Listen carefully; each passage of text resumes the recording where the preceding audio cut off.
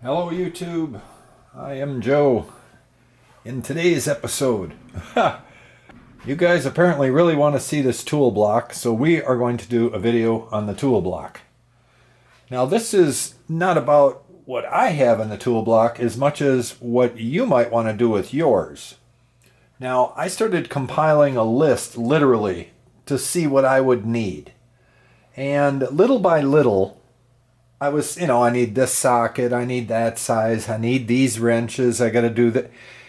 As you do each project, keep making little notes saying to yourself, okay, I keep running around back to this toolbox, then you're back to that toolbox, and then it takes forever to put everything away.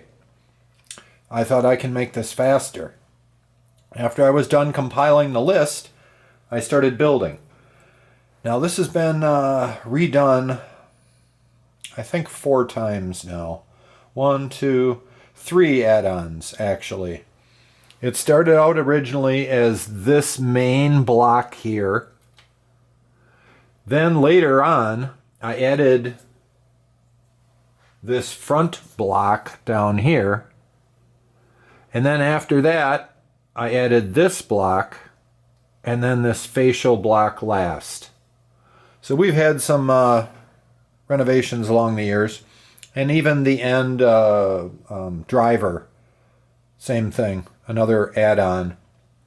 But that's the cool thing about these blocks. You can keep growing it to what you need.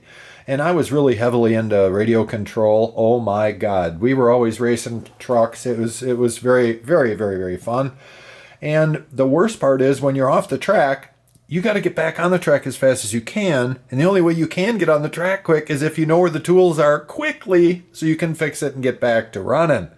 And this was how this was born. I needed to get on the track faster.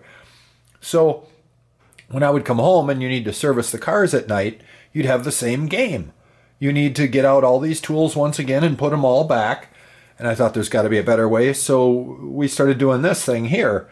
And this is very easy to do, really. I started with just a chunk of junk wood. This was out of a boxcar that they were going to throw out at somebody's work. So it's definitely a really poor choice of wood.